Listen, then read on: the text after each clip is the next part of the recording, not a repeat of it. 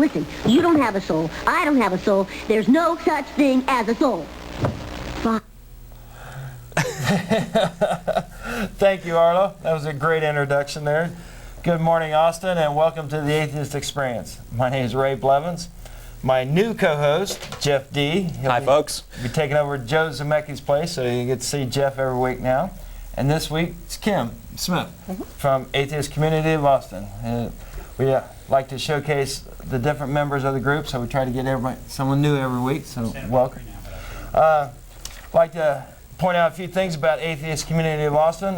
We meet every Sunday down at the Hot Jumble Bakery at 10:30. When the show ends, we head right down that way.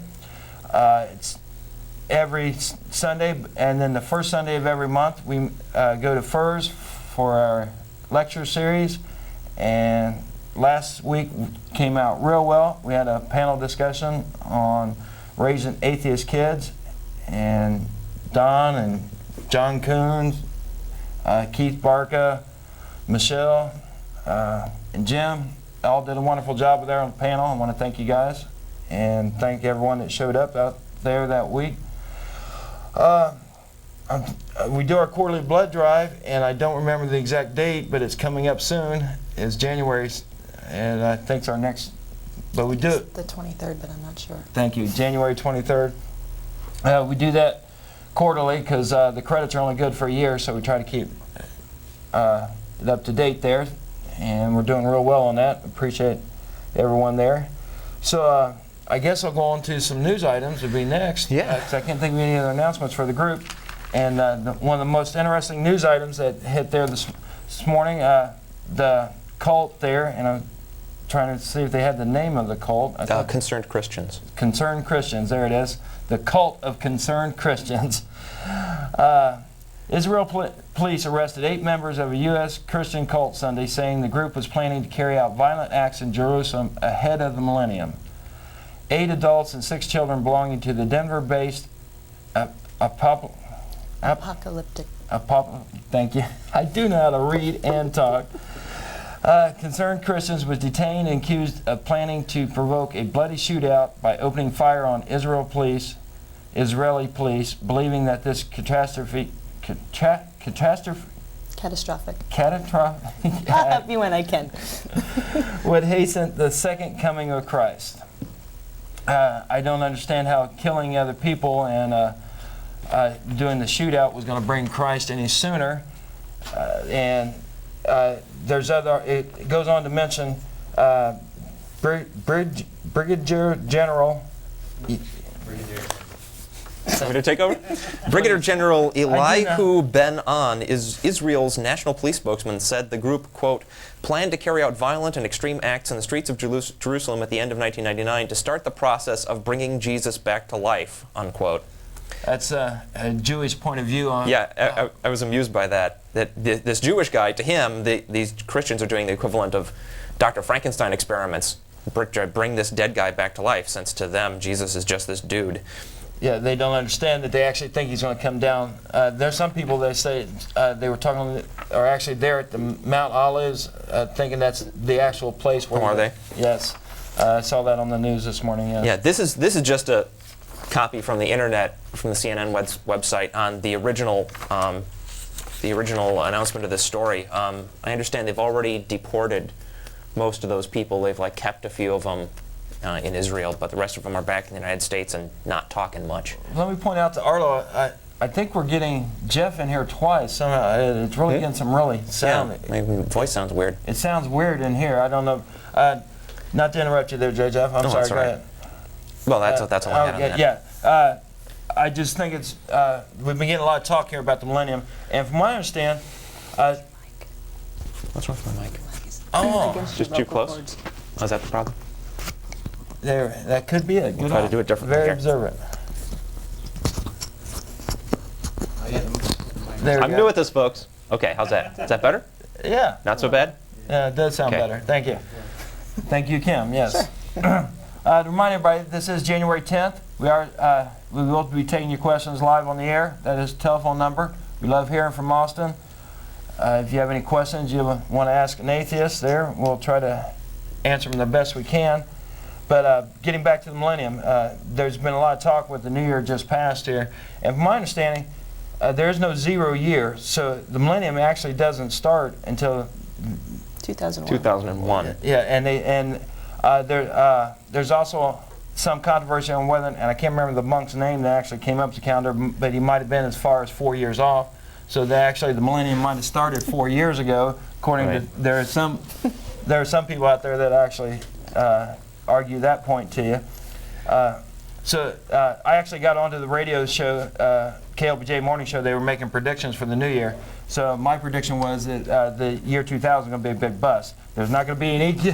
There's not going to be any second coming. There's not going to be any, because it's just a man-made number. Right. It has no bearing on the fact that we decided that 2,000 years ago that this mythical person there, Jesus, was born, and now because of that man-made decision that something fantastic is going to happen here. It just blows me away that there are millions of people out there that actually believe that, selling all their belongings, moving to Jerusalem, thinking they're going to be the first to meet him there. If I could add a prediction to that, Sure. I predict that those people who believe that all that stuff is going to happen this coming year are going to. None of them are going to turn around and say, "We're sorry, we were wrong," and give it up when it doesn't happen. Not a one of them. If history is any basis, they'll come up with excuses, and they'll just keep on believing whatever nonsense they want to believe. Actually, something even further than that. There's some of these people, some of the apocalypse nuts on TV who for years have been saying 2000 will be the apocalypse. I mean, they already know they're wrong, but they won't admit it because before the year 2000, now they're saying they bumped it up to the year 3000. Already? I haven't seen The Trilenium. Because they know they're wrong. Cover your They butt. do it ahead of time. That's Arlo Pignati, our sound guy. Thank you, Arlo. It was Pat Robertson who's one of the people who said that, and among some people on the TBN. Oh, that's amazing, isn't it? I should have brought in that News of the Weird article. There was an article about Pat Robertson's prediction that a hurricane was going to hit Right. Orlando, Florida, because months ago. because they were having Gay Day down there, and Actually, instead it's an the first. asteroid. Pardon? Wasn't He said it it was an going to be an asteroid. Yeah. News of the Weird got it wrong. Who'd have thunk it? That's great. Anyway. I see a bunch of lights here. I see a bunch of colors. So we'll be getting to your calls here shortly. How about you, Kim? Would you like to make any predictions for 2000s? Well, I think just following up on what you guys said, there's going to be a lot of really disappointed people out there.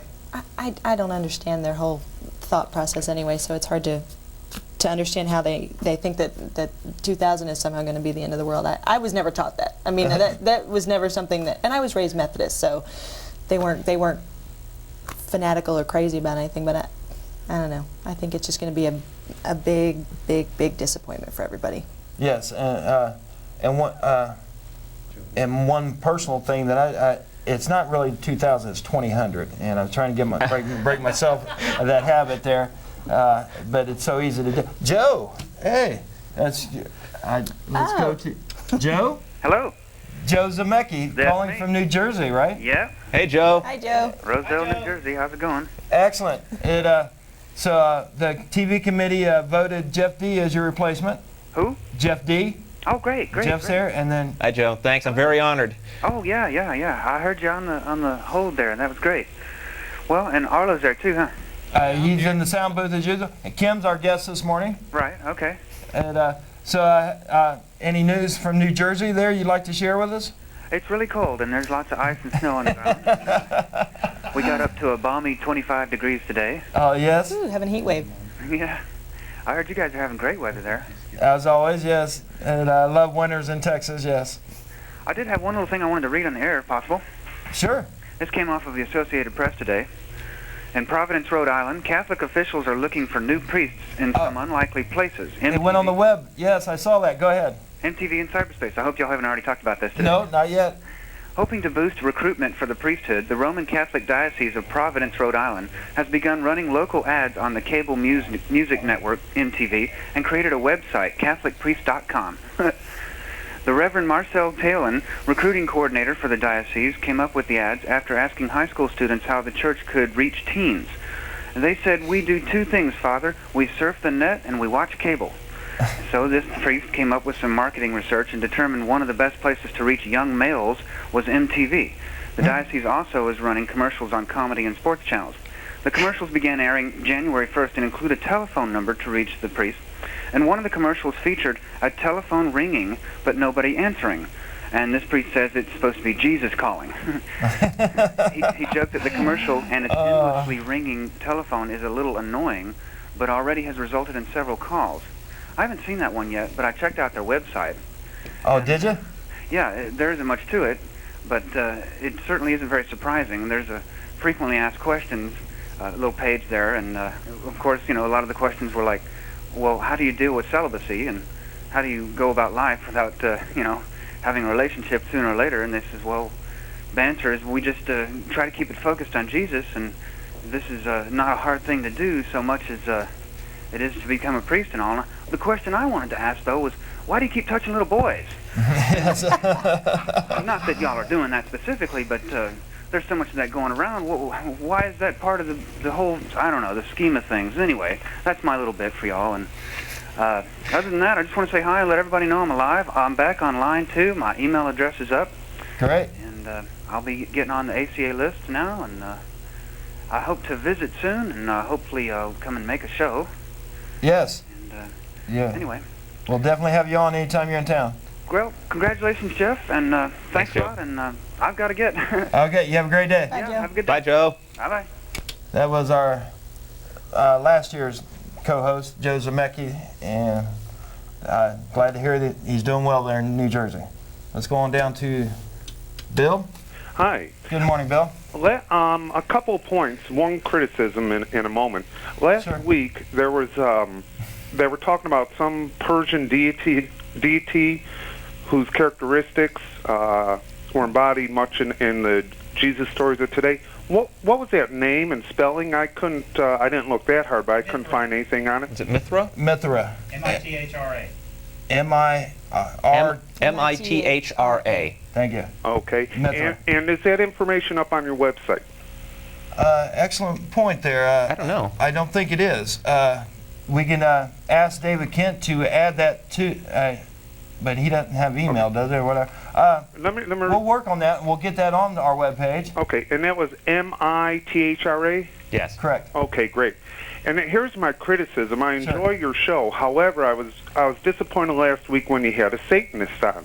Sure. And I can see how the Christians consider you to be Christian bashing when you bring on other deity believers and give them credence and so on. So, again, I enjoy your show very much, but I think you were due for some criticism for that. Actually, I knew. I don't mean to put you on the spot. I'm just voicing my opinion. And that's all right. Yeah. And she's not here this morning. She's been helping out on the show quite regularly, and she's not here this morning. So I'm not going to try to make excuses for her or anything else. But well, my point is that you're accepting. And we actually had a Unitarian on the show too. And we didn't get no complaints about having a religious person. Well, I want to jump in before this goes any further. I remember us 3 or 4 times asking Christians personally to come on the show. Yes, this is true. Thank you. So none of them take. Well, it was the presentation of it and so on, where hey, that's cool. Christianity's bad. Now, and don't misunderstand. Don't assume where I'm coming from, because I'm not supporting any of the supernatural. In fact, I love your definition of not having a belief in the supernatural, and it just seemed. Well, I think I made my point. Well, and I have one other suggestion, if you have time. Sure. And that's the gentleman Jeff, is it? That's me. And another gentleman, Ronan, I believe his name is. Roan. I really, really enjoy you. You're articulate and able to express each other and so on. And what I would find very interesting, just an idea, would be if there are some issues that you two disagree on and see two intelligent people discussing things that you might disagree on. That would be something I'd really look forward to. You mean me and Roan? Yeah. I can't think of anything right off the top of my head that you guys would disagree on it to the point where it'd make an interesting debate. You guys are... Well, we just have Roan on again, and I'll see if I can find some flaws with what he has to say. But I appreciate your input there. No, I think he meant And you somebody else? or Rowan at a one-on-one interview with perhaps someone else instead of a show where we knows? have someone who disagrees with us sitting Rowan's there a not great saying guy. anything like last week, I think. Maybe I'm wrong. Yeah, I was a little surprised to have But- a Satanist on the show last week, but then But I'm not anybody... going to start my tenure as a co-host here by criticizing Ray. Thank you. I'll criticize it. I didn't like it. No, All right, we seem to be unanimous. anybody that comes to the group on a regular basis and knows where we stand on the atheist point of view and doesn't come in. So any Christian that comes into the group is what I'm trying to say. Any Christian comes into the group and can accept our atheist point of view without preaching their point of view or trying to change us is more than welcome. We've said that all along, that our group is open to anybody who wants to come to the group. As long as you're not coming in there to argue with us about the existence of God. And since she doesn't believe in God, and I don't understand how she can not believe in God and believe in the devil, I'll be the first one to admit I don't understand that particular point of view. Yeah. Makes it quite unique that you can believe in one entity and not the other. So anyway, but she's never came in and tried to convince us to all be Satanists. So and she's kept those point of views to herself. So Yeah, so much so that she got on the show without most of us realizing that she was going to say she was a Satanist. Yes. So there you go. So, but any Christian that fits in that group that would fit in that category is more welcome to come to the group and listen to our discussions. We've said we've been open all along. You have said that. We said atheist. Well, I would like to let the Christians out there know that they can preach to me personally. I charge $10 an hour. I'm going to open up a carnival stand called Convert the Atheist, and I think that's going to be a big hit. Okay, let's go on back to the callers here. Go back to Joe. Hi, how you doing? I called last week. I don't know if you remember or not. Not right off the hand. Okay. Go ahead. I was just, I have a lot of drive time during the week, and I was thinking about some of the arguments that you guys made last week towards being open-minded. Sure. Did y'all fix the problem with it? Do I need to turn my TV off? I'm getting kind of a feedback. I guess so. Sorry about that. Try turning it down and let us know if you still hear us. Can you still hear me? I can still hear you. Can you hear me? Yeah. Fantastic. So we got everything working this morning. Excellent. And I was just wondering if you guys have considered the possibility that perhaps you guys are closed-minded in the sense that you have already made a decision. I made it. Christians believe in God, obviously, and atheists do not. Let me ask you a question. Okay. You asked me one, but go ahead and ask me another one. Do you believe in aliens? Yes and no. I believe there's other life out there in the universe. Whether or not that life has contacted us, I don't think there's enough evidence to support that there's been alien contact. Right, I agree too.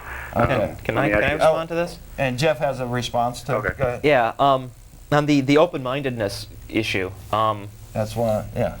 I'm prepared to believe anything for which there is compelling evidence. Okay? And I can't think of a better definition of open-mindedness than that. But at the same time, I'm not going to leap to the assumption that a thing is true before that there is compelling evidence. Therefore, I refrain from believing in God because I don't find the evidence compelling. Well, so to use the alien analogy, do you Okay. do you believe in aliens? I mean, or do you believe? I would be very surprised if it turned out that the Earth was the only planet in the universe that had life on it. Right. But that's because of my understanding of evolution, and if it's a natural process, there's got to be other places out there. There are a lot of places. Some of them have got to be places where evolution also occurred, it seems to me. Right. So on that basis, sure, I would assume at this point that there are probably life forms on other planets. Let me ask you. But then if you're asking have they come to the Earth, I don't see compelling evidence for that, so I would say no. Okay. Me neither. I think the caller had a direction they're going. He got Go my on. curiosity up to see where he's going with this. Let me ask you another question. Do you believe that whether or not you believe has any bearing on whether or not aliens actually exist?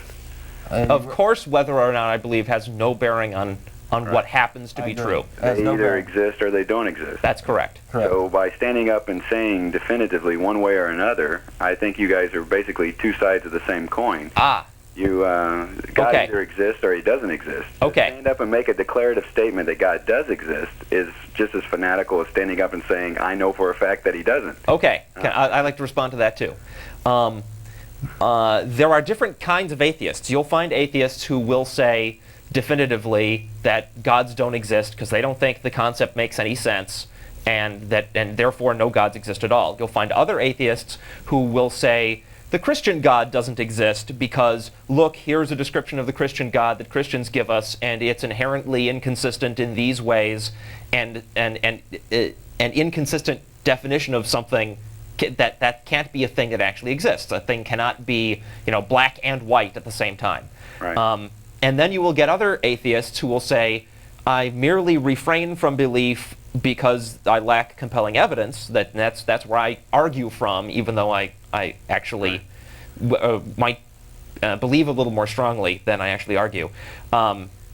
And therefore, lacking compelling evidence, we simply refrain from belief, because the default position on something you don't know about has got to be, well, I don't believe in that yet. That's more of an argument, I think, for agnosticism than true atheism. Atheism is actually, you guys actually say that, there's a difference between being agnostic and being atheist. An agnostic just says, I have doubt. And here's... to me, that is the definition of open-mindedness. Every religious person has doubt. That doubt is what makes you open-minded. It's only when you become a zealot and refuse to say, I believe this to be the case, but I may be wrong, and that is open-minded. Can I say something? Sure, go ahead. You are correct in your definition of atheism as it is listed in many dictionaries, but most self-professed atheists have a problem with that definition because it's a definition essentially thought up by Christian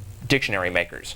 Most atheists do not characterize themselves as people who definitively express a belief in the absence of God. There are some, but many don't agree with that. But they also don't like, most self-professed atheists don't want to be called agnostics, because agnostics are people who, there's a further claim there that a God could not be known to either exist or not exist. That the nature of the definition and the nature of reality is such that you couldn't ever be sure, and many atheists are not prepared to say that. Many atheists would rather think that a thing that exists can be proven to exist. Therefore, they're not willing to embrace agnosticism. Yeah. You understand? There are definitional problems here. But it's basically the alien, and I know there's a big leap between aliens and God, but in reality, there's not that great of a leap, because they're both right now unknowable. We can't know. But in the case of aliens, we can point to a natural physical process of evolution and say, there's so many places out there, the odds look good that life could have evolved. And on the other hand, you can point to God and say, well, that's a non-physical, non-natural, supernatural something that we have no evidence of whatsoever. I would say that the evidence is much more strongly in favor of aliens than of God.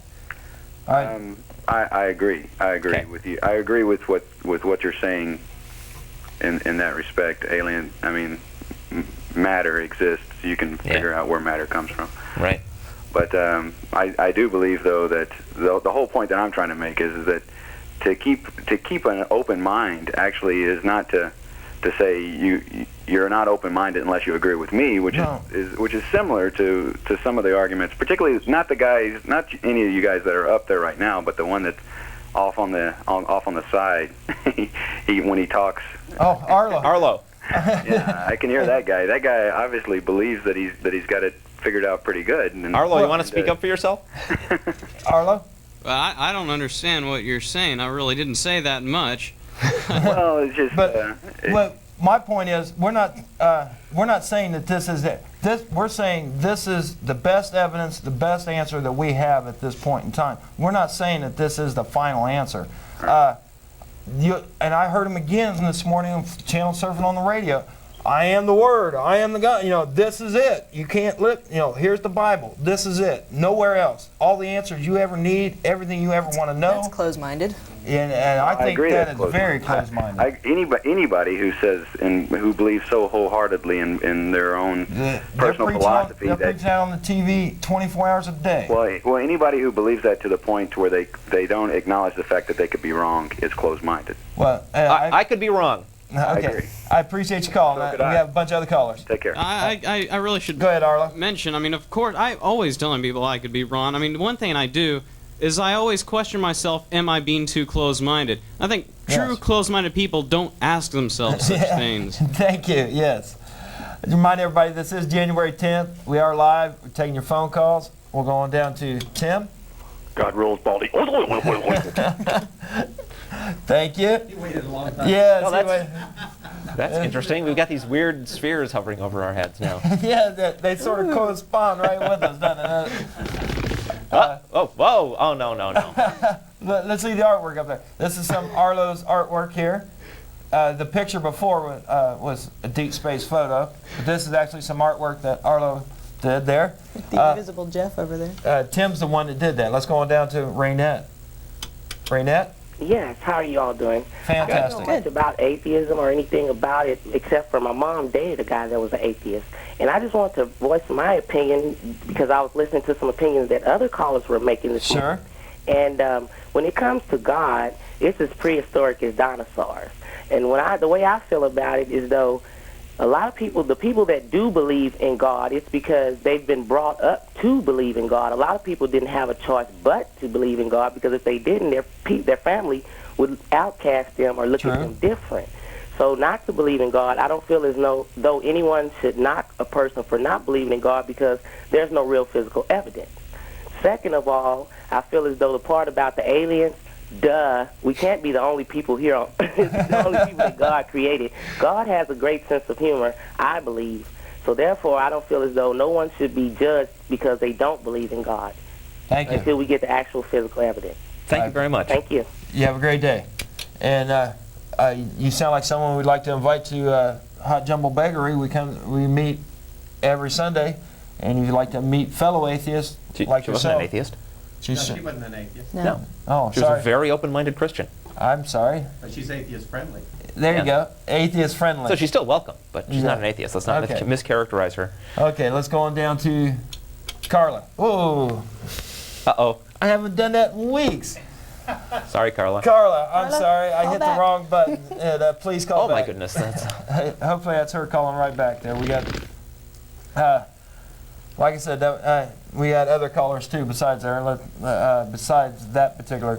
So we'll hope Carla calls back. I had a little tongue twister there. I thought they were saying something there. We do have a minute here if you'd like to maybe try this. Oh, sure. Go ahead, Jeff. Joe Zameki did an excellent series of talks on unsung atheist heroes. Correct. And since I've taken over for him here, I'd like to do some sort of regular thing, but that's not exactly my strong point. I'd like to talk about reasoning and introduce a series of short discussions of rules of critical thinking and logic that anybody out there can use to improve their thinking skills. I've been surprised at how many callers we've had who call in and congratulate those of us here on the show on how intelligent and educated we seem to be. Particularly, I find this funny because I'm a high school graduate with 2 years of art school that I dropped out of. But that's it for my formal education. And yet I come across as really intelligent and educated to people that call into the show. And the thing is, being able to think well doesn't take a lot of education. It's just that our educational system doesn't tend to teach it for some strange reason. Most people simply don't know how to draw reasonable conclusions from evidence because they don't get taught how to do that in school. I didn't get taught how to do it in school. I picked it up from my independent research and reading since then. So these talks are intended to explain the practical advantages of good reasoning skills. I won't be getting into any deep philosophical issues here, just explaining some rules of thumb that you can use to improve your reasoning powers, and provide examples of how these rules work so you can see their practical value. Now, I know that many of our viewers believe that human reasoning is limited and that there are certain truths that reason can't reach, and that's fine. You can still benefit from improving your thinking skills in those cases where you think that reasoning is appropriate. You're still relying on your own judgment when you decide to suspend rational thought, so improving your reasoning skills can only help you when you make such decisions. But before I start, I want to say a word or two about negativity. People who run afoul of hardline critical thinking often complain about the critic's negativity. But the only sense in which rejecting an invalid claim is negative is that the other person may feel insulted. The remedy for this is tact, which I don't always exercise as well as I could, but I'm working on it. But that's the only remedy. Remaining silent and allowing nonsense to gain acceptance is not positive. If anything, negativity is the embracing of nonsensical claims. So, our first rule of critical thinking for today is falsifiability. In order for any claim to be meaningful, it must be possible for someone to conceive of evidence that would prove it to be false. If nothing conceivable could ever disprove a claim, then the evidence either way that does exist wouldn't matter. It would be pointless even to examine the evidence because the conclusion is already assumed. This wouldn't mean, however, that the claim is true. It would mean that the claim is meaningless. It is logically impossible for any claim to be true no matter what. For example, the claim that the lifespan of a human being is less than 200 years is falsifiable. If you could find an example of a human being who lived to be more than 200 years old, that would prove that that claim was true. Therefore, that's a falsifiable claim. If I go to the police and say, my bicycle has been stolen, and they ask me what color it is, and I respond, my bicycle is able to change color at random, and so any color bicycle could be my bicycle, I am making a non-falsifiable claim, at least as far as the color of my bicycle is concerned. I'm failing to provide the police with any basis on which to determine which bicycle is mine and which isn't on the basis of its color.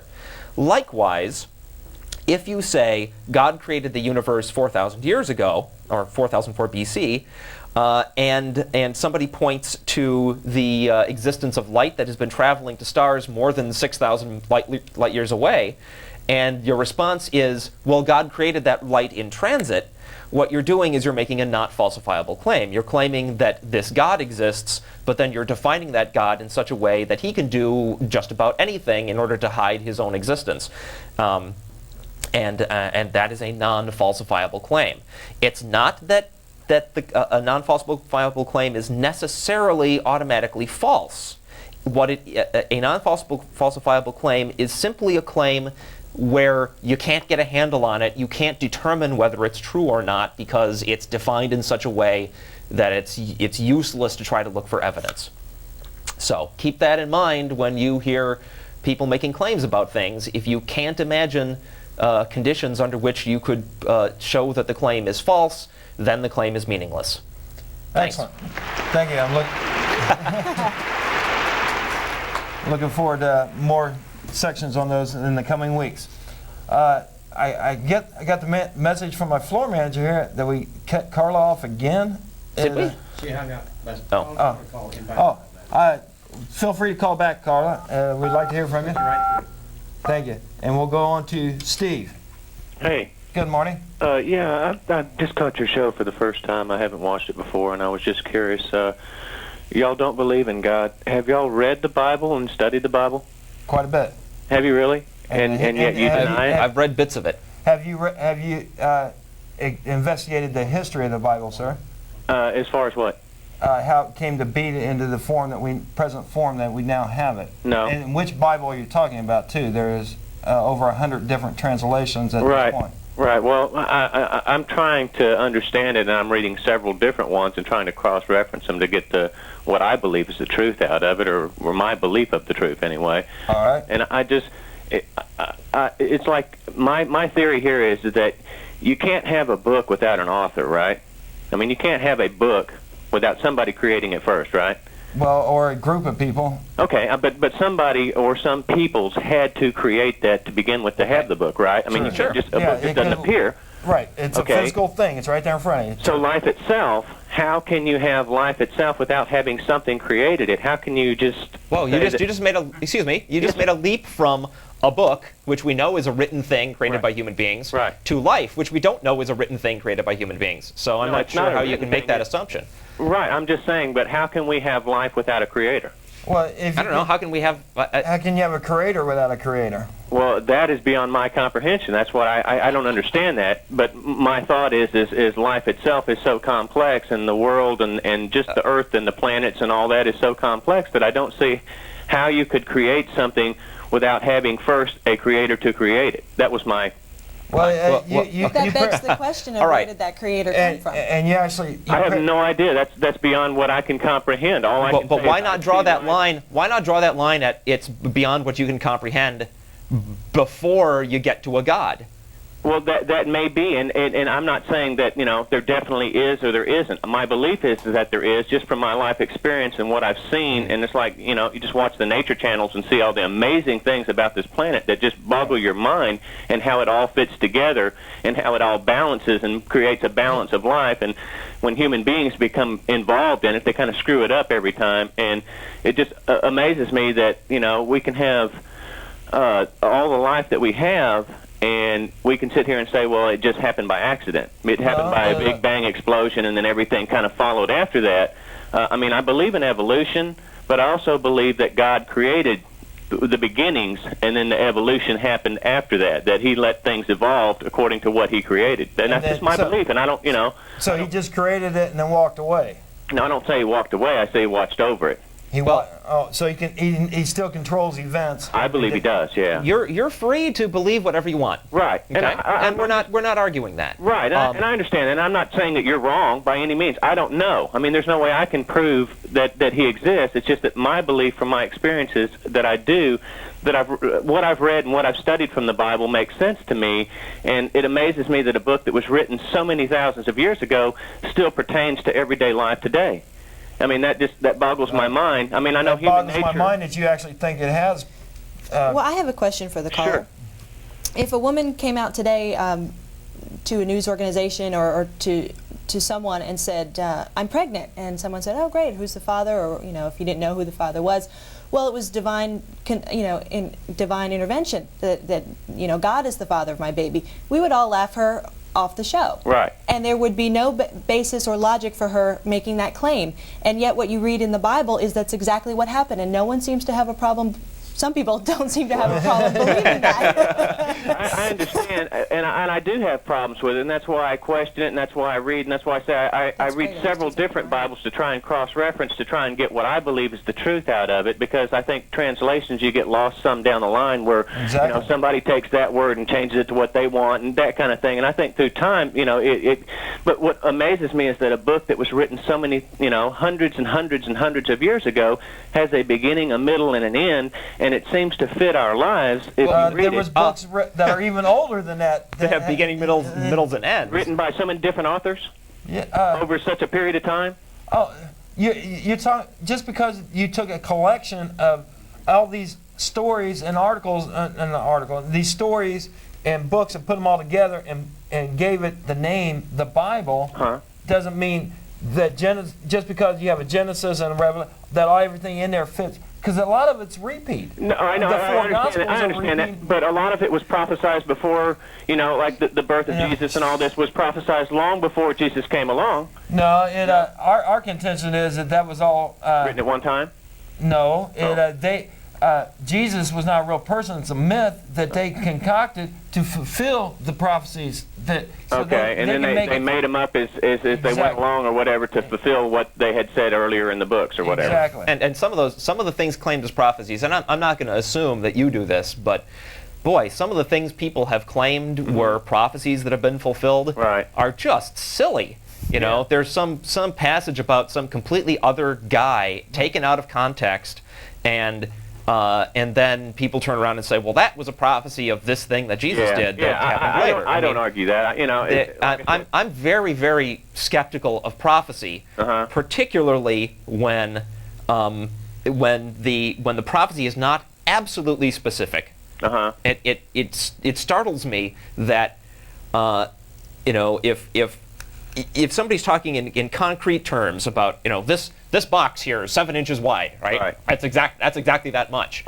But then, and they think that's important. I mean, we measure real objects, and we want to be specific about things. But when you get into the realm of prophecy, all of a sudden, you know, the weirdest, most nebulous connections are given this great weight, because, boy, I can look at this, and then I can look at what happened, and it vaguely seems to be the same. They both have Therefore, this precisely predicted that. I just don't get it. I don't get why people are so eager to read all this meaning into these vague prophecies. Okay, and I'm sorry, I'm not sure of your name. On the left there? Me? Yeah. That's Jeff. I'm Jeff. But you say you haven't read the Bible. I have read bits of it. I'm sorry? I've read bits of it. Bits of it. See, that boggles my mind that you'll sit up there and argue it, saying that it's not true when you haven't investigated it and researched it and checked it out to make sure. I'm not sure what I'm expected to find in the context of the Bible to prove that the Bible is true. I'm not saying to prove it or not prove it. If I wanted to find out whether War and Peace was a literally accurate work, those characters actually existed and really said the things that they said. Right. Well, I wouldn't do it by just looking in the War and Peace and seeing if it's internally consistent. That's irrelevant. Right. You know, what's relevant is, did those people actually exist? Well, in that case, It's relevant to see whether it's true or not. You'd have to read War and Peace and then study the history to find out whether it was true or not. Well, actually, I know about you know, that a guy wrote War and Peace. We have the historical record that guys actually wrote it down. It's an easier, it's certainly an easier case with War and Peace, because I can point to a specific author. Okay. Right? And we can show that he made it up. I understand the caller's point, and you're absolutely right. And I hope that everyone out there reads the Bible with an open mind. Well, that's my point. And critical thinking. Right, and then make up your own minds from there. I mean, it's certainly nothing to be afraid of. Excuse me? I don't think that reading the Bible is anything to be afraid of. Right. It shouldn't be. I mean, like I said, if you're going to argue against it, I think you should have read it to be able to argue against it, saying, well, I don't believe in it because this doesn't, you know, compute to me or whatever. Well, but that's saying, I don't believe in God, and you know, I mean, my personal belief is that was His word left behind us to give us an example. Right. I'm sorry. What I was going to say is just read the 4 Gospels and just count the number of errors going from one to the other. Those are human tales. Those are human stories, and obviously you can give the same story. It's a divine instrument that I is understand inspired it, by but God. you give the same story to, like, you know, passing the word around, where you say a story to somebody's ear and then they pass it around. It's going to get changed.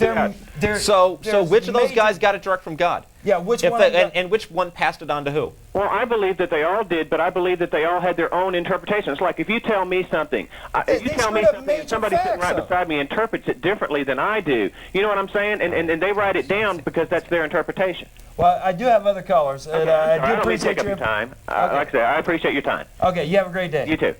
Would I have time for a quick comment? You sure do, Arlo. The analogy to this with War and Peace, he was seen to suggest you read War and Peace first and then study the history. I find that you would have much less bias to study the history first, if anything, and then read War and Peace. The Bible, I guess we're talking about the written word of God up against reality. Yeah. And if you study, measure just huge categories of sciences first, then you can read not all the Bible and still tell that it's way off, even from the first few pages. Yes, there's not going to be any... The reason to read the Bible... Okay, if I understand this guy, the reason to read the Bible first and then decide whether it's true or not second is that, you'll find things in there that are accurate or internally consistent. Well, internally consistent is completely irrelevant, because any work of fiction has a pretty good chance of being internally consistent, which actually the Bible isn't. But but if you did find that in there, you know, that would be irrelevant anyway. And then the second thing is historical accuracy. Well, you'll find references to places and people, but you'll find references to real places in War and Peace. So that's irrelevant. The issue with the Bible is the supernatural claims made in that book. And I'm not going to find whether those supernatural claims are true or not just by reading that book, any more than I'll find out whether the supernatural claims in Lord of the Rings are true or not just by reading Lord of the Rings. So, you know, we should have asked the caller if he said he was reading different versions of the Bible to check consistency between the versions. I'm wondering what other historical research he's doing. Yeah, who knows? To get at his point of view, rather than just reading different versions of the Bible. Well, it depends on what interpretation, how old that interpretation is.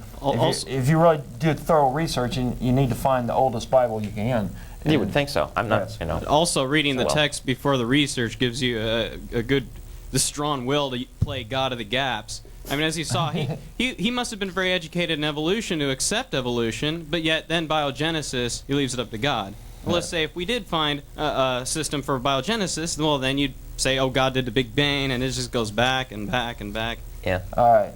Okay. And go to Kellen. Oh, okay. Let's go to Kellen. Kellen? Hi. Good morning. Kellen. Hi. I have to agree with the gentleman. I think he's absolutely right that everyone should read the Bible because, I mean, it's really hard to even get through Genesis 1 and have it make any sense. Just some of the highlights are God creating plants before there was sunlight. So how do plants grow without sunlight? And then telling people that every plant and every tree which yields seed are given to them by God as good to eat. That would include hemlock, nightshade, oleander, all of that. Well. He also makes several references. I mean, supposedly God's understanding of astronomy is very questionable. He refers to lights in the sky, the moon as a light in the sky, and the moon does not produce light. It merely reflects it. There's a lot of errancy just in Genesis 1. Well, just to try to be fair to the caller, he sounded like a very liberal Christian who is probably not going to claim that stuff is literally accurate. He's gonna fall back to, I suspect, the it's folklore, human interpretation. It's what they could understand at the time. Blah blah blah blah blah, which is fine if you want to make excuses for the Bible, but how you get from that to, well, it's all true, or it really has to do with anything real, I don't know. Right, and I guess that's the problem I had with it. Where is it true, and where is it factual, and where is it just metaphorical? Yeah. So anyway, I appreciate your input. No problem. Thanks. Bye, Kellen. Bye, and we'll see you down at the Hot Jumble Bakery here shortly. All right, let's go on down to Susan.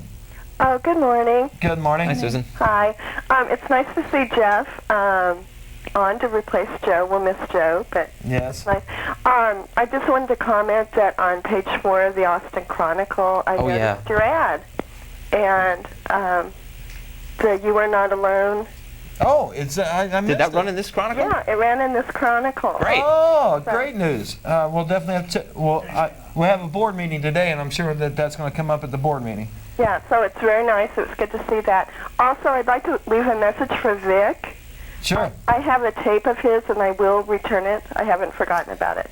I'm sure he heard you. Okay, thanks. You have a great day. You too. Bye-bye. All right. Boy, as soon as I released it, somebody got on there. Boy, we got some busy lines this morning. Let's go to Tim. Hey, guys. Good morning, Tim. Been a while. I don't know where to start with you guys. Let's go chronologically here. Sure. Like you were saying, when the moon, if the Bible says it's a light in the sky. Correct. I mean, it's just common sense. Would it be better to say the light in the sky that's the moon, or would it be better to say, well, actually, the moon doesn't produce the light, so it's the sun reflecting. I mean, rather than explain that, well, it makes more sense to say the light in the sky is the moon. May I respond to that? Sure. Which is more accurate? Who cares? It's not. You can't criticize, especially the Old Testament stuff, as textbook. It's not written as a textbook. Well, we can when people are claiming that it's the direct word of God, right?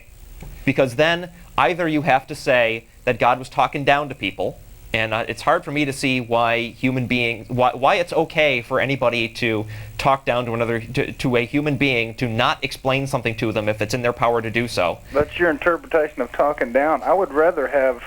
I mean, I don't know what a Crab Nebula in the 20 billion light years away. I mean, if somebody's going to explain that to me instead of saying, well, this is a dead star that exploded and collapsed its gravity. Just say it's a Crab Nebula. You know, the light in the sky. That's, that's not talking down. So you don't want to know more. I don't care how the moon. You don't want to know more. You don't care. Okay, gotcha. Okay, for the purpose of the story, I'm sure it was not trying to be an astronomical textbook. Okay, that's not the point they were trying to convey. How the light bounced off the moon. Okay, fine. We'll let you have that point because it's a small point, but let's go on. Let's see what else you have to say. That kind of fades back. I mean, when y'all criticize stuff, you criticize like Genesis as historical text, which it's not written to be. It's not necessarily written to be allegory either. Then it's not historical or allegorical. Then what is it? Yeah. What purpose would be left? Actually, what is it then? Genesis is by all mostly considered to be written by Moses, right? I don't know. I take your word for it. There are some people that'll claim that. We're going to claim Moses is not even a real person. But go ahead. Well, Moses spent most of his time in Egypt, and he picked up most of the story from Genesis from ancient Sumerian texts. So he actually saw. I mean, this is a story that's older than Moses by far. And this is evidence for Christianity. That he swiped the origin of the universe from the Egyptians. Textbook. This is a story passed way down before Moses. Yeah, it was their best answer 5,000 years ago about how this Earth came in. They had no idea. They didn't have the scientific knowledge or the equipment. About 3 good paragraphs on how life began. It's not as textbook. You can't take it.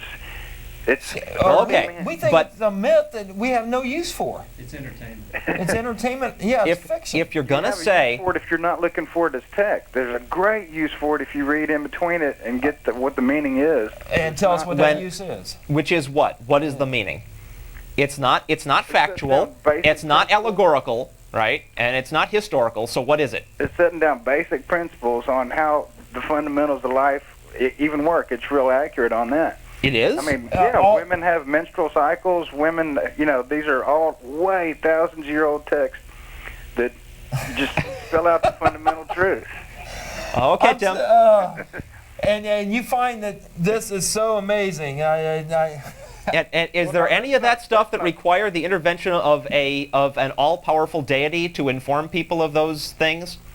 See, that's the thing. If you're going to claim that it was inspired by an all-powerful deity, there ought to be some indication of things that those guys knew back then that they couldn't have just figured out for themselves.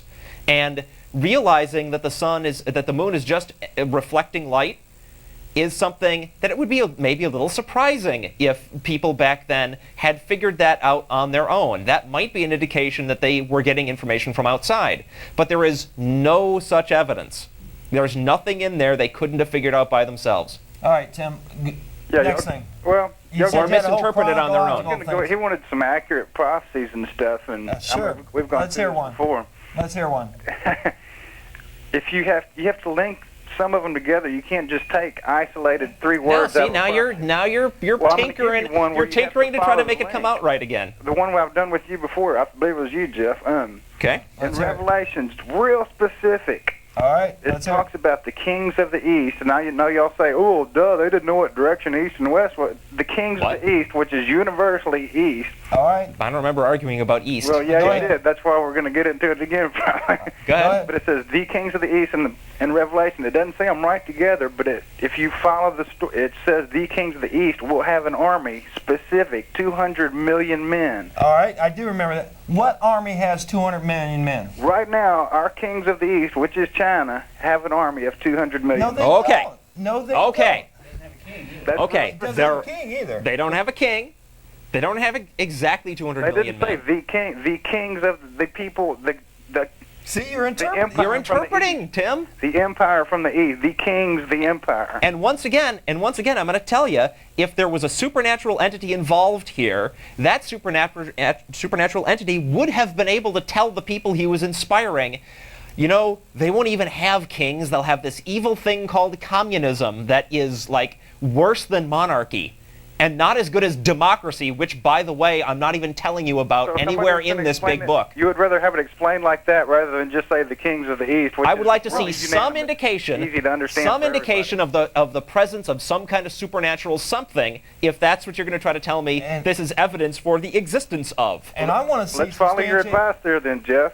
I want to see what you're saying it should have said is that the evil empire, not actually a kingdom, but composed of of the East, blah blah blah, that would be totally ludicrous to say the kings of the East. Really, you can understand. You're telling me it's ludicrous to expect clarity and to expect accuracy. Yeah. Well, fine. If that's your So the opinion, Bible's not if it's your accurate? opinion That that kind it's of ludicrous to accuracy, expect just for a clarity and short word accuracy like out of a king, supreme that's being, then I don't know what else to say to you, Well, Tim. let me back up, Tim. I want to see some substantiation to the fact they have 200 million. They do not have 200 That is million. what their field marshals have boasted for the last decade or so. I want to see it. You're going to have to, just because you say, they say, Internet's really Does the Bible go on? Does the Bible go on to say what is going to happen with this 200 men? It's not going to be exactly 200 million. Tim? whatever Okay, you find. and I grant you, if it was 200 million and 12, right, I wouldn't argue with you, okay? But they're not even close. But I'm curious, does the Bible go on to say exactly what is going to happen with this 200 million man army? Yes. It says What does it exactly say? What will happen? Okay. They will destroy 1/3 of the population of planet Earth. They're going to destroy 1/3 of the population of the world. And how are they going to do that? Well, And this when? is allegory here. Aha! It's allegory. Well, here comes that. I mean, there's only a few specific examples of exact prophecy, and that's one good one. I mean, they didn't say, like, in the end of times, It is not at all exact. You know, we East can is a prove that. direction. 200 million, we both agree, is a round figure, and It's pretty. and they don't have kings, And they're Well, okay. they've had kings throughout most of their history, but that's not the point. Wait, and you said there were They're not several. kings now. We'll give you one more chance. Try. You said you have one that was. Yeah, and they would have been emperors. That's correct. Back up. Last time I called you about a month ago, I guess, on Nostradamus. Yeah. When y'all were, I mean, it's so incredible that he says the first Antichrist. I mean, describes Napoleon, short penis involved in there. I mean, he goes down to every detail that Napoleon's got to. I have never heard Nostradamus. He goes. say, I mean, he goes into great detail about it's Napoleon. Tim, I mean, you have to really stretch Nostradamus somebody else. babbles on about so much stuff that if you approach Nostradamus as like a Lego set and want to construct whatever kind of I was giving you description of anything specifics that there. you want, then you know if you want to do that as an amusing little exercise, you can. But does it mean He anything? nails Napoleon, No. and then he says the second Antichrist, and Hitler. I mean, duh. And what was Hitler's name? Hitler was Schicklgruber. He was born And Schicklgruber. even if Hitler didn't exist, Well, if he then would you have wrote say it was Schickenuber, Stalin. then nobody would have known what he was talking about. If they said So you're His name was excusing Hitler. Nostradamus. First, you're excusing God for not being accurate or precise, and now you're excusing Nostradamus for not being accurate or precise. Hitler himself was a big fan. It would have been pretty close. Tim, the Hitler second himself was a. Antichrist. Tim, may I speak? I'm sorry. Hitler himself was a big fan of Nostradamus and used Nostradamus to tell his people that the Germans had all kinds of Exactly. prophecies backing them up. If Hitler had read Nostradamus, and I mean, he could have named himself Hister because he changed his name. Right? He could have named himself Hister. He could have made it more accurate, and he didn't even do that. History's pretty accurate. No, it's not. Arlo has a point. Hold up everything. Wait, Tim, you're a Christian. You're not supposed to be following pagans like Nostradamus, I don't think. Hey, when somebody nails it, they nail it. He didn't. He nailed it. No, I gotta go, Tim. All right, You guys. have a great day. You know, Tim, How in the hell are you supposed to talk to people like that? he doesn't. I just want to say he doesn't understand us because he didn't even understand the point we meant with East last time. East means half of the earth. Right. Away on east side of Jerusalem, and he obviously didn't understand that when he's Well- saying, "Oh, we're denying that he knew which way east was." Look, if there's, I'd just like to make a comment. If there's anybody out there who has no interest in accuracy or precision of information, who does not think that it's important always to get more and more accurate information about whatever it is you're talking about, if there's anybody out there who's not interested in advancing human knowledge but just wants to be completely free to believe any old nonsense they want without any kind of critical examination of what they're believing, just don't bother calling us. You're wasting our time. It's January 10th. We are taking your calls live on the air. And I'm thinking that's the same Susan. Is it? Okay. Susan? Hello? I didn't think so. Go ahead, sir. I got kind of a lighter note. Sure. Okay. And your name, sir? Travis. Travis. What I think is more of a humorous question. Sure. Okay. Last Sunday, I was watching the 49er Packer game, Okay. And the 49ers, the last 3 seconds, they throw the ball and touchdown. The guy catches it in the end zone, right? A Hail Mary. He wins the game. I mean, they win the game because he caught that ball. So they interview him right afterwards. They ask him, oh, isn't that great? He goes, oh, it was the Lord. It was God. Thank you, Jesus. So my question is, what, God don't like the Packers? Apparently not. Apparently not. I appreciate it's like we won because of God, Well, it's like if you got two teams go out there and they both pray before the thing for a win, what, the one pray better than the other? Yeah. Or God's picking, his... A family runs out to their tornado shelter, and they come back up, and their house is destroyed, and they say, thank you, God, for allowing us all to live. But why are they not saying, darn you, God, for destroying my house? If somebody sneezes, they shouldn't say, God bless you. It said, damn you for spreading germs. There you go. I gotta go. I don't know. You got to cram their soul back in. I appreciate it. Yeah, cram your soul back in. All right. Mike? Yes, sir. I just wanted to make a few quick comments. I've been watching y'all's show for a little while. Okay. Sure. And I've never seen Jeff before. He seems to really have a lot of good things to say. Thanks, Mike. Shooting holes off in them people there. He'll be back every week. He's my new co-host. But last time I called, I got kind of off the subject and started babbling about things. I got a lot. I've really got it in for all these religions, Okay. And I guess I'm going to just start with, like, y'all was talking about prophecy, and... well, the caller was. Go ahead.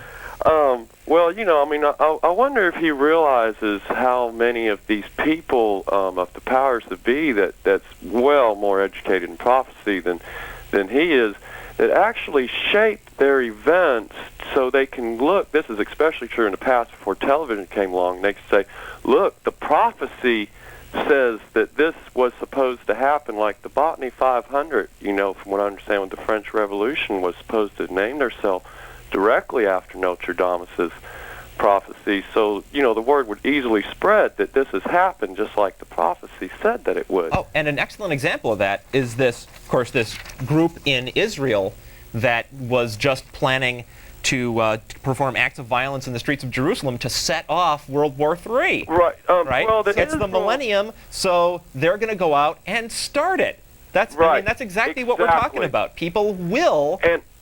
I'm sorry, go on. This was my point last time. I got a little bit confused, a little frustrated, but I was talking bad about the Jews, and and people are always down on you when you say Jew this or Jew that, even though that they definitely, proliferate this kind of stuff. And there was another guy here with long hair, and he was kind of saying, well, the Jewish people aren't evil or destructive or anything like this.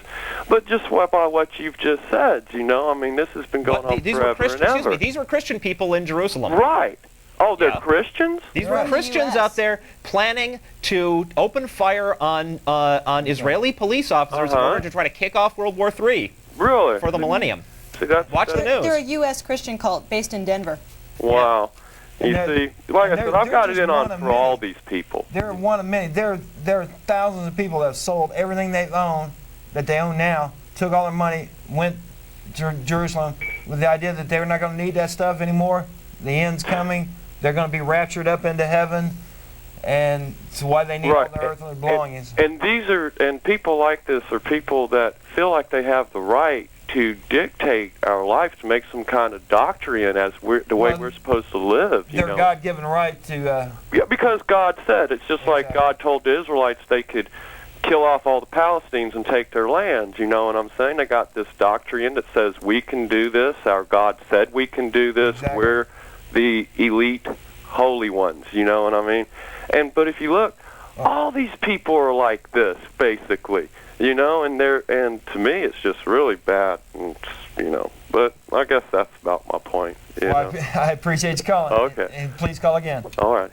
You guys have a great day out there. Let's go on down to Greg. Good morning, Greg. Hello. Good show, guys. Thank you. Thanks, Greg. I wanted to throw a couple things in as far as the Bible. Sure. If you're looking at the Bible, you have to find out where that Bible comes from, number one. Because I agree with you, absolutely. It's been mistranslated so much that you cannot get the truth. And the Dead Sea Scrolls were 280 BC. That's when they found those, or when they were written. And the Egyptians, who were 3000 BC, their ancient text tells almost the exact same story as the Dead Sea Scrolls. Yeah. Before the Egyptians called the moon, when it's a little sliver and it looks like an arc, the Egyptians 3,000 years before the Christians called that moon Arca Noah. So it's very obvious that the Dead Sea Scrolls they got it from the Egyptians.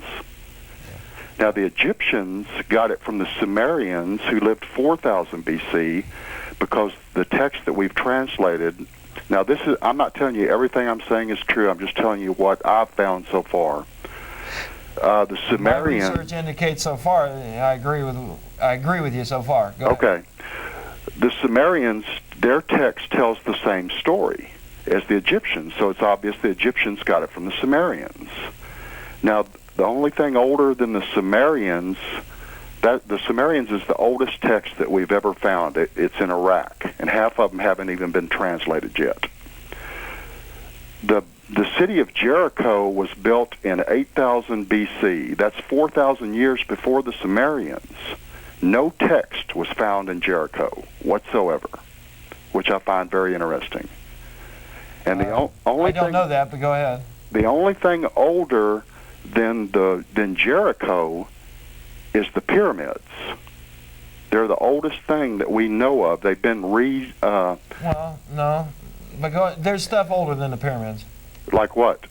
There's a mound there in England that they estimate it's over 10,000 years. Is what they consider the oldest human dwelling. Okay. They have there in England that's over 10,000. There's this modern wave of pseudoscience surrounding Egyptology that's making a lot of claims about things about the Sphinx being much older than Egyptian civilization and weird stuff like that. No, that's turning out to be true. That stuff is true. There are people who are challenging the mainstream. See, now you're getting into some... Yes, the existence of people challenging the mainstream doesn't prove anything. Okay? Can I finish my point? Sure, go ahead. Okay, here's another theory that you can throw around. The Bible, in my opinion, is a human account of their encounters with extraterrestrials. And they look at these extraterrestrials because they have higher technology than us, and thus they become gods. Okay, what's your evidence for this? And you're not the only one that's made that claim. Oh yeah, Zacharias Sitchin. There's all sorts of people. What's the evidence to support this? What's the evidence to support it? To support your claim that the Bible is an account of encounters with extraterrestrials. Because, one thing is that virtually every ancient civilization in this world, we're talking about the Sumerians, the Indians, all ancient cultures, virtually everyone around the world, all of them talked about beings coming from the stars and visiting Earth. And... So, but we have no evidence that ever happened. People are still talking about it now, and there's no evidence of it now. No evidence of what? Of space aliens. There sure is. There's absolute evidence. No. Okay. I'm sorry, sir. Let me tell you. Let me finish. All right. There is evidence. The mainstream media is starting to come out about it now. Crop circles, crop circles were debunked like 10 years ago. No. Crop circles are an absolute crock. No, he's right. They were have debunked. Shown people making them. They found the guy that started the fad. The guy admitted it's a crock of nonsense. All right. I thought y'all were open-minded when I first started watching. We are, but it's been thoroughly debunked. That's untrue, and I can prove it. Admitted that they did. I can prove it. The stalks, the genetics, they put them under a microscope, and the cellular structure of the crop circles has been altered. That is evidence. And you're going to have to, just because you say that you're going to have to give us names of these scientists, any publications that these scientists made to support that, because we have plenty of evidence that we don't have it right here at hand, but we got plenty of evidence to go out there to support that crop circles are just... I just heard y'all 5 minutes ago say that We don't think there's other life on other planets? Duh. No. I heard y'all make that statement No, 20 my minutes statement ago. was, and I'll be glad to repeat it, was there is life out, but alien life has never contacted Earth. I have not seen evidence to support any alien contact. But you believe there's life outside of our planet. Exactly. Yes, it seems likely. Well, be consistent then. So you do believe in aliens. But I don't believe aliens that come down and make crop circles. It's a big leap between. Be I understand now. You either believe or you don't. If I can either believe or you don't. If I can explain, there's a big difference between understanding evolution as a natural process and saying, gosh, there's a lot of planets out there, apparently, therefore there's a good chance that there's life elsewhere in the universe. So you believe there's That's life one. outside, Just a moment, outside of I'm Earth? explaining myself. There's a big difference between saying that and leaping to the conclusion that because there is some wheat bent over in England and various other places around the earth, which we can reproduce with sticks and ropes, but college students can do this in their weekends. But there's a big difference between saying that there is probably life out there and saying that crop circles are evidence that they visited us. Crop circles have been thoroughly debunked. If you don't know this, I'm sorry. You've been watching too much mainstream television, man. You've been watching too much No, it's mainstream television that gave us the alien autopsy. You've been watching the Discovery Channel too much. Too much? Yeah, propaganda. You keep watching Star Trek. Well, and we'll Kim watch has the a point. Discovery Channel. Caller, I think we got off the point here. I want to recap what you're trying, what your point here is, that the Bible is basically a thank you. story about contact with aliens. Is that sort of? I never told you that was true. I'm giving a theory out there for open-minded that's what I'm saying. people Let's to get look back at. to that. And then we asked for evidence, and you gave us crop circles. Absolutely, and I'll stand by that. Okay. Is that the only evidence that you? No, there's lots of physical evidence, and once there is evidence, the government comes in and covers up everything. Don't you get what's going on? Oh, my goodness. You like the X-Files? Okay. Goodbye, sir. Bye. Have a great day. Oh, man, just think, even if we could see working intelligent civilizations on Mars, say, with cities and everything, it still does not mean they visit us and screw around with our crops. Boy, see, this is yet another person who is more interested in being free to believe their cute little theory than in actually paying attention to what cool-minded scientists have to say about these things. Well, let's go on down to Guy. Hello. Good morning. Hi, Guy. Hi. How are you? I just wanted to comment about knowledge inside the Bible. Sure. That I think the lady, a couple of callers before me said that from what she reads in the Bible, basically there's nothing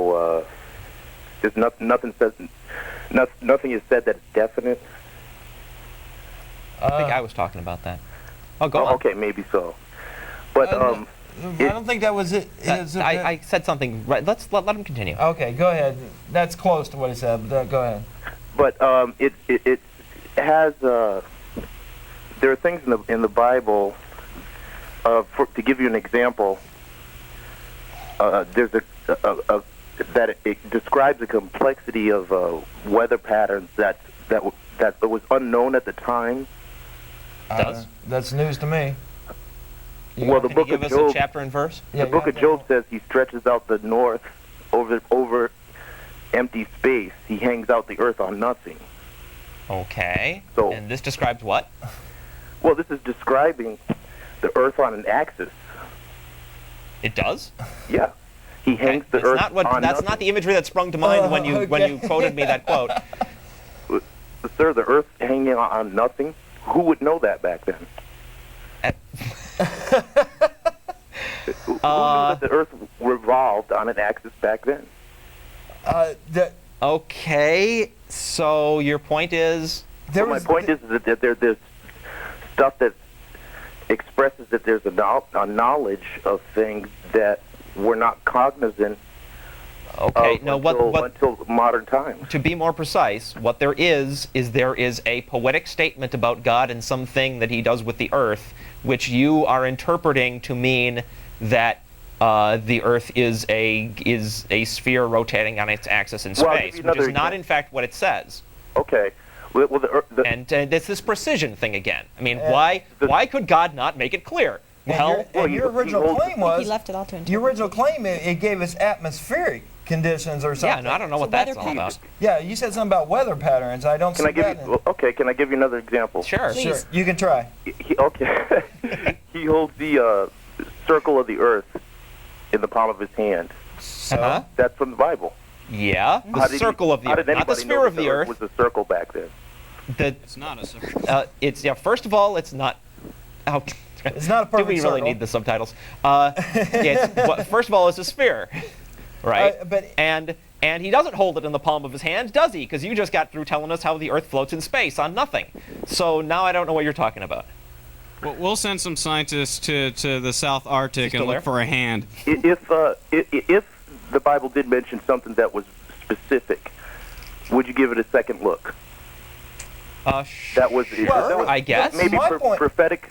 But can you tell what is specific and what isn't? Your examples here are not very specific, and yet you seem to be characterizing them as such. And my point, just because it says something, because it'll get in there in specific and tell you that you should kill your wife for adultery or whatever else. Just because it says something specific. Or that this or that city existed, which we don't argue. Right. So there is some specific statements in the Bible. Now, are you talking about specific scientific or prophecies or anything else?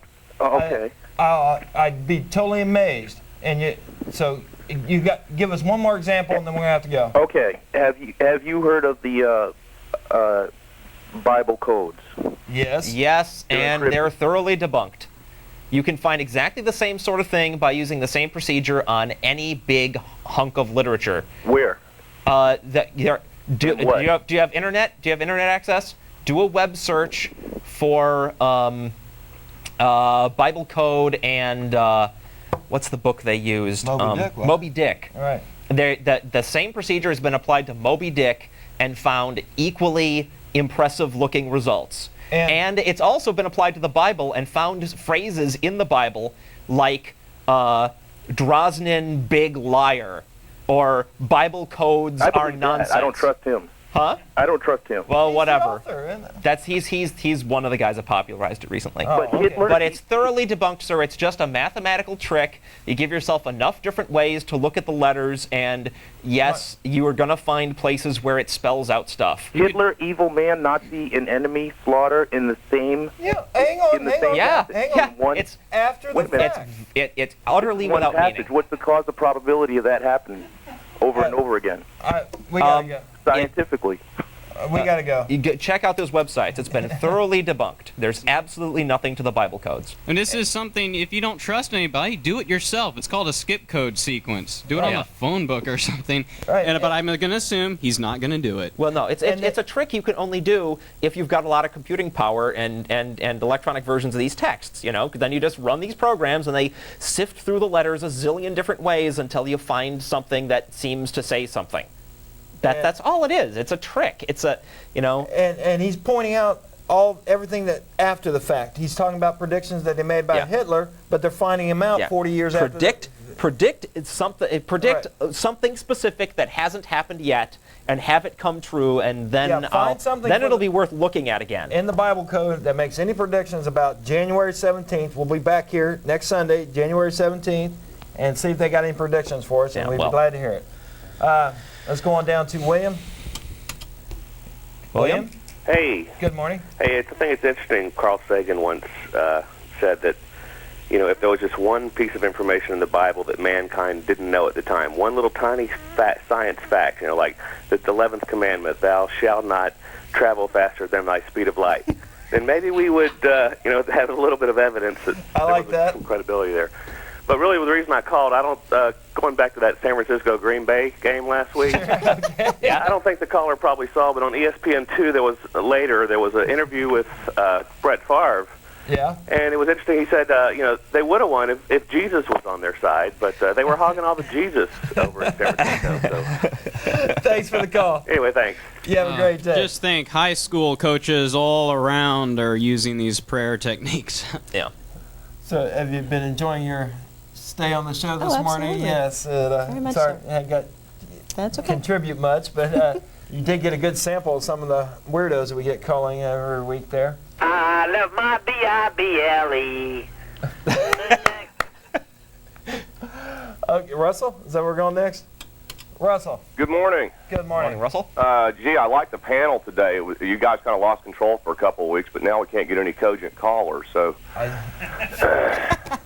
don't know what happened. Since we're talking about the Bible, the thing that strikes me about the Bible is not that it, and I don't even look for it, any sort of advanced scientific knowledge, because it's just phenomenologically written. It's just, it's written by a bunch of shepherds. But the thing that I see in a lot of those older, especially the older books, is if you look at the Sumerian text that these guys are talking about, they believe that the story of creation was derived from, it does contain a lot of scientific errors. Exactly. And it's the absence of the really brutal scientific errors that strikes me about the Bible. It's not really I can't convince you of anything about it, but do you see a clear scientific error in this book? Earth created in 7 days? But you don't know. We're going to go off the creation. A woman made out of a guy's rib? Exactly. You believe that fish sprout legs, right? No, I do not believe that fish sprout legs. You believe that life has evolved from a lower form to higher forms by random chance through material process. An example would be a fish born with stronger pectoral fins than its parent, and maybe... Well, that's variation within a species. I don't argue with you about that, but... And then that variation continues until you end up with... And we actually have, and we've gone over this on the show several times before, where... many times. The mosquitoes in the London tunnels there. Yeah, we have observed... Okay, no, sure, but okay, your point is that you think the Bible says something that sounds vaguely similar to what evolution says. Right? Is that where you're going with this? I'm not taking the accommodationist thing. The point I would make about creation is that none of us know where the origins of the earth and life come from. Epistemologically, none of us can go there. So this debate can rage on and on and on. I don't want to have that same debate with you over and over and over again. Thank you. Can you think of anything outside, anything beyond Genesis 3, where the Bible makes a really clear scientific error? The four corners of the earth. It talks about the ends of the earth, and you still hear people talk about the corners of the earth. So your point is that's not a scientific error because people still make it? Well, yeah, it's an idiom. Okay. So anything that sounds like an error is just an idiom. So you're going to play that game? No, because there's a lot of people now that can talk to me about the four corners of the earth, and I don't hold them out to be saying that the earth is flat. Okay. So you're saying that because people still make rhetoric all the time, people talk about the ends of the earth or the four corners of the earth. Yeah. And they're not necessarily asserting that the earth is flat, are they? I mean, it's still a rhetorical device used today. Okay, so you're going to play the game with us that anything that looks like it's just factually wrong is poetic. Well, I wouldn't say that the Bible either asserts that or makes that a necessary belief that the earth is flat. I mean, the book you're talking about, you guys were talking about Job, and it says, yeah, the earth has a circular horizon on it. That's not Job saying that the earth hangs in space or that we have a solar system or anything else. It's not an error. You asked us to point out factual errors in the Bible, and when we point to things that are, if you look at them as factual claims, are wrong, then you claim that, oh, those are just poetic allusions, those are just figures of speech. So therefore, you're going to play that game with us, and there's no way we're going to be able to pin you down on a factual error. Because anything that's wildly goofy, you're going to say it's just that everyone else is talking about. They say things like the earth is born on the back of a turtle. Okay. We don't agree with them either. Now, if I took everything you said idiomatically and attacked it, give me another one. I mean, what I'm talking about God holding the earth in His hands that we were just quoted by the previous caller. You don't see that as being idiom. So if I'm allowed to see earth sitting in a big hand as idiom, I'm allowed to see earth sitting on a big turtle as idiom, aren't I? Maybe so. If you've got a book that has as much other information in it that describes the state of man as well as that, and has the same history of it, I would like to read that book too, definitely. I'm sorry, I can't quote it right offhand, but yes, there's plenty out there, and I will do the research. Thanks for calling. You're welcome. All right, that was Funny Voice Boy. You think it was? Yeah, it was him. Okay, and just remind everybody we're Back going to down his to the regular Hot voice Jumbo again. Bakery when we leave here for our social meeting. Where is it? Down at West 5th and Lavaca. And after our social meeting, our general membership meeting, we're having our board meeting this week. And anybody who would like to come down and meet us, feel free to come on down. Please come unarmed. Let's go on down to Steve. Steve. Hi, how are you? Fantastic. I just wanted to make a couple comments about my experience as a Jewish atheist. Okay, we're down to 4 minutes, quickly. All right. For a lot of people, this is real confusing and a source of hostility. And I just wanted to say that the reason you have a lot of Jewish atheists, by some estimates 15 to 20% of them are, is because Judaism is so many things. You know, for some people it's religion, for some it's their nationality or culture. And for me, it's just a racial thing. And that's not a label I'd impose on myself, but it's a label imposed from the outside. You know, in the Crusades, people could convert out of it, but in World War II, that wasn't an option. And if people are going to call you that, and they're going to persecute you for it, you have to be aware that you're a person who'd be labeled in that way. The second thing I wanted to say was that I see a lot of callers make a lot of errors in their logic when they call. And that one guy who was talking about the Denver cult was saying, you know, oh yeah, people say the Jews aren't destructive, but look at this. Yeah, I don't know what he was all about. It's this tendency to ascribe to the whole group the properties of just a few individuals. And I would implore people not to, I don't know why this happens so much with Judaism, but the actions of one person or a small group instantly become translated to all of the Jews. I mean, you've probably all heard. Yeah. We run into the same problem with Christians who, you know, when we point at a Christian who does a bad thing, and the Christians call in saying, well, that's just one Christian. You can't ascribe that to the whole group. You know, there is an underlying issue, and that is, does the group promote that kind of behavior, or do the teachings that are embraced by the group promote that kind of behavior? And you know, in some cases the answer may be yes, in other cases the answer may be no. But you're right. I mean, it shouldn't. It's more complicated than that. I mean, you probably heard Jews are Marxists and communists, but you also hear they're money-grubbing capitalists. In fact, I was looking at some Klan web pages, and they say the same thing in the same paragraph. Both things in the same paragraph. It's kind of amazing to me. Well, I need to go. Okay. Racists aren't really big on critical thinking, so. We'll try one more caller, and then this will be the last caller. Cody? Yes. I just wanted to say about the person who was calling up about the Sumerian, Egyptian, ancient texts. There's one, I think it's mostly an illustration of how legends travel by word of mouth. For instance, the Gilgamesh legend and Noah, and also the Greg Erickson Does Little Boys legend. Thank you. Thank you. What was that about? I have no idea. No, that's right. We're down to a minute and a half. We'll fit to call back. Well, no, we ain't gonna have time unless it's up next week. Oh, yeah. Feel free to call back next week. We'll be here at 9 a.m. Channel 16. That's our voicemail. If you want to leave any comment, that's our website right there, www.atheist-community.org. That's one caller brought up a point last week, and I wanted to bring it up. It's something about it. 95% of the rest of the world believes in a God, and we don't. How do we? If the 95% of the rest of the world would agree on the same God and come up with the same, they're all fighting with each other, killing each other over what that definition of God is. Until that point, I feel no problem at all being in the 5%. If you group all non-believers, agnostics, atheists, anti-religionists, I forget how it's all broken down in this survey done by the United Nations, and you compare all of them, the total of all of them, with all Christians not including Catholics, there's more of us. You can always play those numbers to come out on top. This show's produced by Atheist Community of Austin. Oh, there's our crew there. Appreciate all your help. Appreciate you being on the show, Kim. Yes. You're welcome to come back anytime. Bye, folks. We love you, Austin.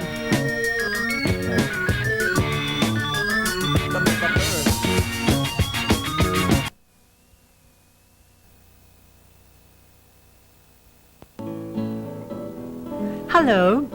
This video is part of a series on murals in Austin, Texas. This section is about Mexican-American style. What is a Mexican-American style?